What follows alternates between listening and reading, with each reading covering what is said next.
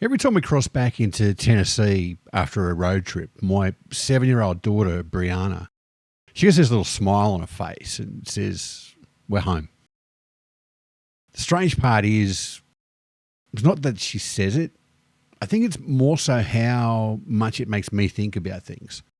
Because when we first moved here, America felt like somewhere that we lived. But somewhere along the way, it became something much more than that. And honestly, I don't think I realised it was happening. You better take cover.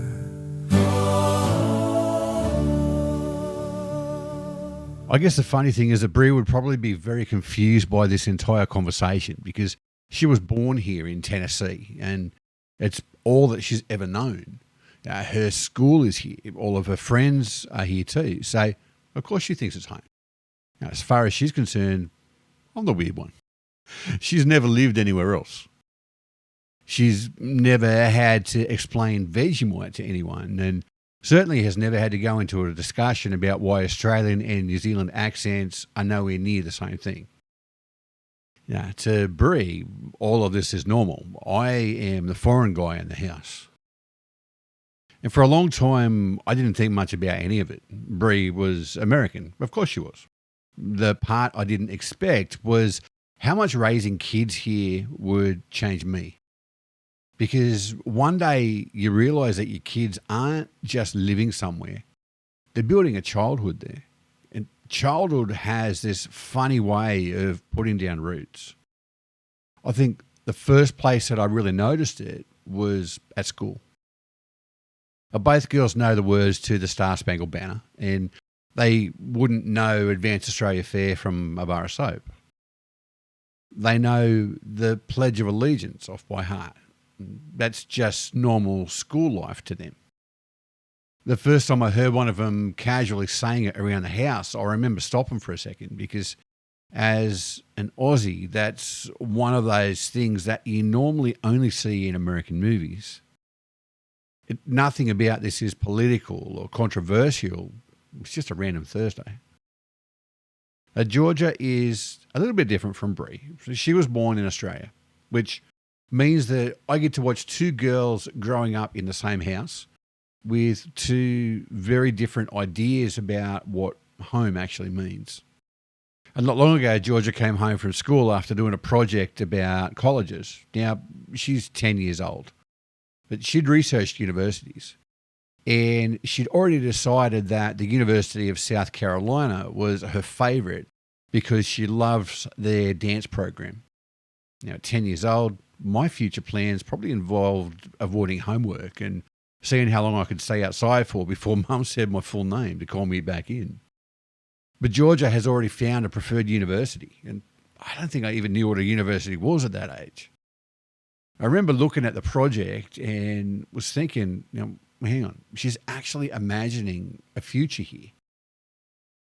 That's a strange thing for a parent to see because one minute you're helping them learn how to tie their shoes and the next minute they're researching universities.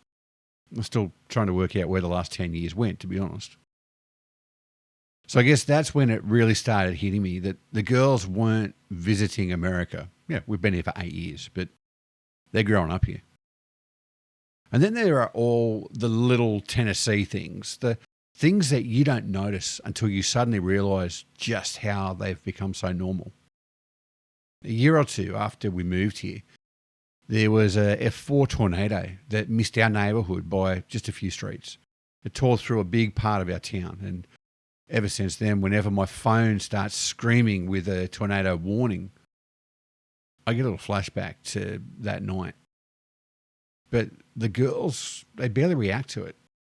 They know where the safe room is. They've got toys down there. Comfort items, blankets, pillows. It's just part of life to them. Brie can look up at the sky and casually announce, "Hey, there's a storm coming." It's kind of like she's been working for News Channel 5 for the last 7 years.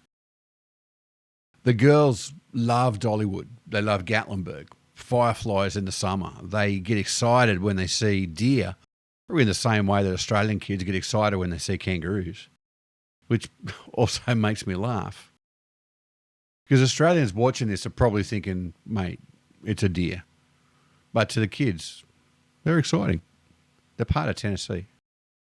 Now, Georgia also loves the Preds. In fact, one year she bought me tickets for Father's Day, which I strongly suspect was a Father's Day gift that she also planning on giving herself.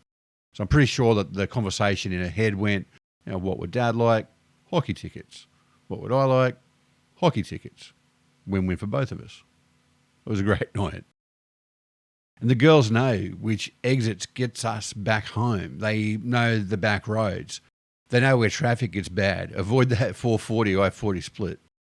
They know where the best ice cream in town is. And somewhere in all of those little moments, I guess I realised that these weren't just things that they were experiencing. These were the memories that would become their childhood. And the thing that really drove it home happened when we went back to Australia for a visit last year. And I'd always assumed that Australia would feel familiar to the girls. And in some ways it did, but in other ways, no, it didn't. Bree loved it. It was her first time there. She loved seeing kangaroos and emus running along the side of the road as we drove through Western New South Wales, meeting family for the first time. She loved seeing the beaches and eating the food, but she wasn't going home. She was visiting. And at one point, she referred to Australia as Dad's country. And you know what? She's probably right. I've spent the last few years talking about Australia on podcasts and YouTube videos. And at this point, she probably thinks I'm part of the tourism board. But she's right. It is Dad's country. To her, Australia is a place that Dad talks about. The place with strange animals and funny words like Woolloomooloo and Wollongong and family that she doesn't see all that much. In Georgia, she was a bit different. She remembers parts of Australia to still feel connected to it.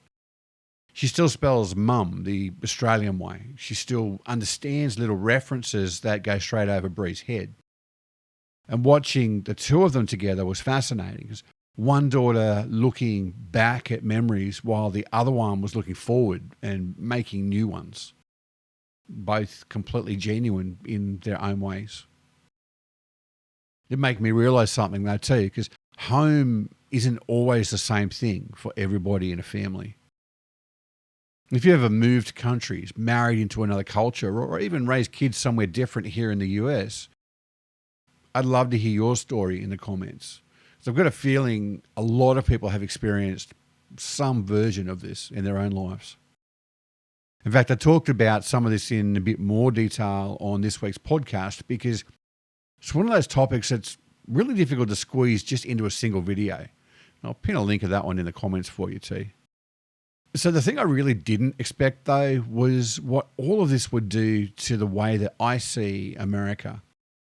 Because these days, when people make these sweeping statements about Americans, it lands differently than what it used to. And that's not because America is perfect. Obviously, it's not. No country is. Australia certainly isn't. But when I hear sweeping statements and generalizations made about American people, I don't picture a country anymore. I picture my daughters. I picture their teachers. The parents that I sit beside at every dance competition every weekend. I picture the Chick-fil-A owners that I met last week, or the truck company owner from Louisville, Kentucky, who spent 20 minutes telling me how much he loves traveling around watching his own granddaughter dance. The neighbors who welcomed us when we moved here. Real people. Because once you build relationships somewhere, it stops becoming an idea and it becomes people. And it's very easy to judge a country from a distance. But it's much harder when the people that you're talking about are the people that you know, the people that you care about. And I think that's what changed for me. America stopped being the country that I moved to, and it became the place where my daughters are growing up. And once that happens, your relationship with the place changes. And that's not instead of Australia, it's alongside it. because Australia will always be a part of our story. It has to be. But so is this place now as well. So now when we cross back into Tennessee after a road trip and Bree smiles and says that we're home, I still think about it. Not because she's wrong, because she's right. And somewhere along the way, without really noticing it, the place we moved to became our home. If you'd like to support the channel, the podcast, and all the stories that come out of this strange life of living between two countries, there's a Buy Me a Coffee link below. Hooroo, mateys. You better take cover.